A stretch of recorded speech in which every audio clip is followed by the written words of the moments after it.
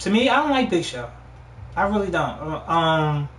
And I don't want Big Show to win this match at all, because Big Show, I think, I've been going ahead to say Roman Reigns is going to win this match only because of the fact is I think it's about time Roman Reigns. Not saying Roman Reigns don't win matches, but I think it'd be a better ending Roman Reigns winning the match than Big Show winning the goddamn match. That's just my opinion. I just want to say Roman Reigns is going to win the match. It's his time to put the measure of revenge, as I said about the previous match a couple matches ago. It's their time to put that revenge factor. I can get my jaw back after getting dominated. So Dean Ambrose and Roman Reigns, who were tag teamed on SmackDown, I didn't watch it, but I know they were tag teamed this past week on SmackDown, reunited, so to speak. I just think it's that time for him to get that revenge ass whipping back on a Big Show, and I think Roman Reigns is going to pull it out tonight. Next match is going to be a Russian chain match for the WWE United States Championship between John Cena, who is the current champion, versus Rusev, the former champion. Now, people out there out there is wondering what the hell is a Russian chain match. Well, pretty much it's going to be the rules of a bull rope match, which is you got to hit all four corners of the turnbuckles in succession to win this match. When I mean in succession, I mean you got to hit 1, 2, 3, 4 without stopping. So if the person gets that third turnbuckle, try to reach that fourth one, the opponent can stop their movement and then they have to start over again. I'm going ahead and say John Cena is going to win this match. I'm not going to go into depth about this rivalry. It's pretty much a rematch from WrestleMania. Rusev invoked the rematch, and now it's going to be a Russian chain match between them two. So I'm just going ahead and say John Cena is going to retain the title. Because I think with all the rumors about John Cena getting a new design, blah, blah, blah, I think only because it's John Cena. And he pulls the impossible. So John Cena is going to retain the United States title. Not for the same reasons, but yeah, John Cena's going to retain the title. I don't see them making Rusev win the U.S. title back from John Cena in 1 month span of time. John Cena's not the type of person that's just like a featherweight type of paperweight champion anymore. He's not that point in his career where he's just a placeholder. So if Rusev was to have the title right here after WrestleMania, they would have never made him lose it to John Cena at WrestleMania to put himself over more. So this will probably end Rusev's undefeated streak in terms of him going back to dominating everybody else and John Cena being the only person that can beat him. John Cena looked like, as always, the odds are always overwhelmingly against him, and just when you think it's over, it's going to come back, and I believe John Cena's going to win. Alright, so the main event of the match, the pay-per-view event, is going to be it's a steel cage match for the WWE World Heavyweight Championship match between Seth Rollins, who's the current champion, versus Randy Orton. Pure stipulation that the RKO was banned, and Kane's going to be the guardian of the gate.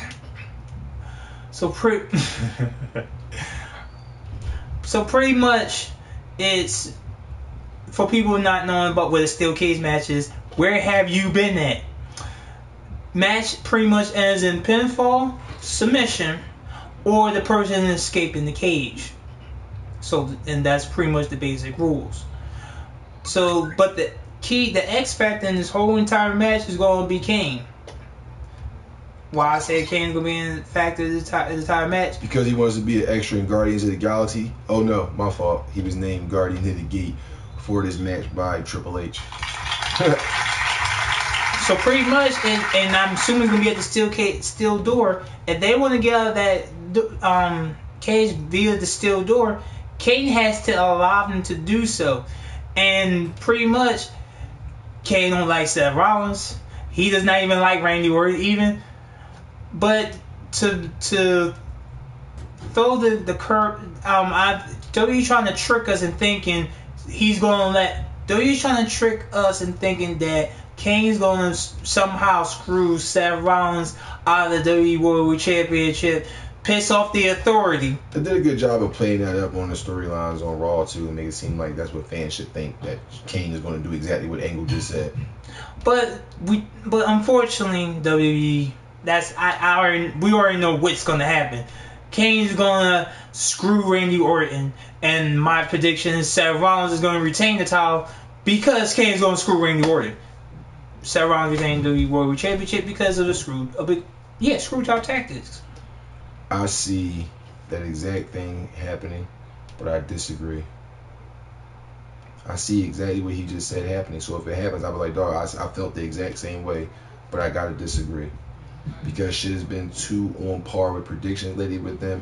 I think they're going to have everybody in that arena shocked that Randy Orton walks out the WWE World Heavyweight Championship. And not because Randy Orton is not the type of guy that can win the title. That's not why they're going to be shocked. Because everybody in there is already saying the fix is in. We already know Kane going to say psych and all. He going to look like he was fucking with Seth Rollins. He going to beat Seth Rollins or choke slam him. Then he going to fucking get Randy Orton and Seth Rollins going to win. So everybody sitting in that arena is already thinking the fix is in and Seth Rollins is going to retain this title due to Kane's interference. But for the shock and awe for the live crowd, I think somehow, some way, they're going to make Randy Orton walk out the WWE World Heavyweight Championship. So everybody that's in that arena thinking the screw job fix is in and Kane going to act like he don't really fuck with the authorities out there the exact same way. Like I said, this past Raw did an excellent job of playing that up, as well as that last SmackDown before this past Raw. Did an excellent job playing up as if Kane is going to end up like saying fuck you to Seth Rollins. So everybody's going to be under the impression where it's like, oh, all right, he going to act like he ain't fucking with Seth Rollins. And then all of a sudden, Kane going to get, Randy Orton going to get his confidence. And it's just when Randy Orton get it going, bam, he going to get screwed by Kane. And Kane going to shake Seth Rollins' hand. And Seth Rollins will keep saying, I told you I was the best manipulator in the business. I told you it was master manipulator. And bam, he's going to retain the title. But that's not going to happen. I think in my heart of hearts, it's a shock and awe factor. This is more thought than heart. It's the shock factor. Because I think a large percent, like 90%, feels the exact same way Angle described that, how that match turns out. WWE knowing this is like, wait a minute. Why deliver something we know that they know that we know that they know they know? Let's switch it up. Don't nobody know. Just like the Undertaker Brock Lesnar match. Nobody knew that shit except for the people backstage, and they didn't even find out up until 4 hours until the event.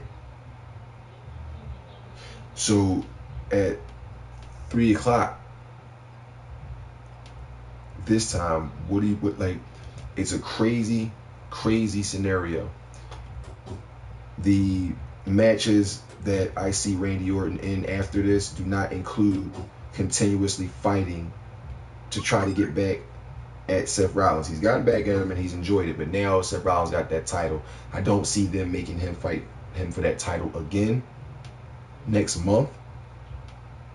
Therefore, I'm talking about if Randy Orton were to lose this match, I don't see him getting another title at the next pay-per-view next month. Because why would he? He's getting his rematch in this match, though he had to qualify. He's getting his rematch in this match that he never technically got when he lost the World Heavyweight title, if you can remember that. Mm-hmm. Now,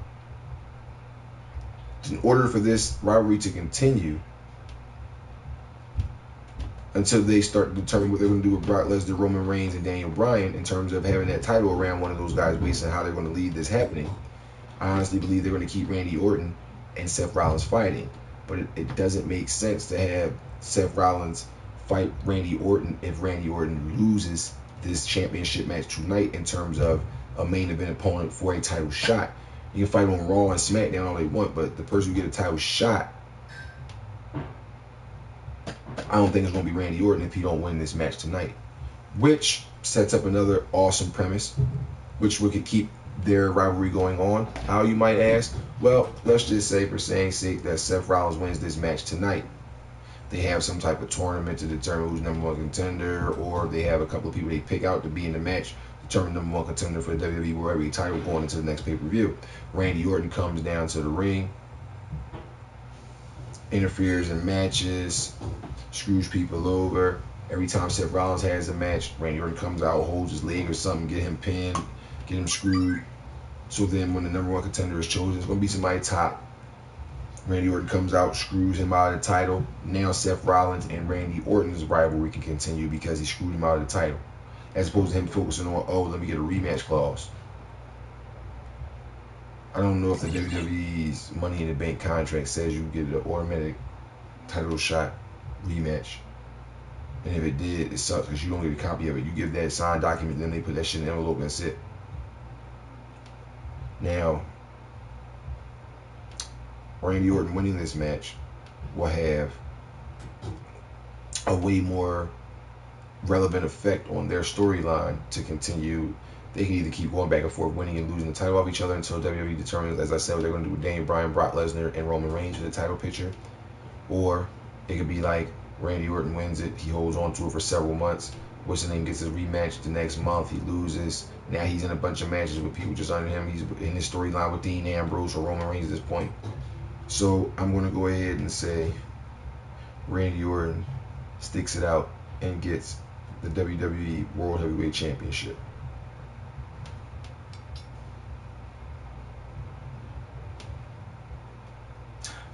Oh, and that pretty much it. That wraps it up, ladies and gentlemen. That's pretty much going to be, that's all the predictions for the WWE Extreme Rules pay-per-view event.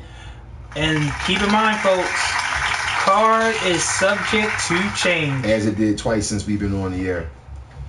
That being said, we're about to get into the next track of the evening, ladies and gentlemen. Phone lines are open 215-471-0713. Thank you guys for rocking out with us right here on Twitch.tv.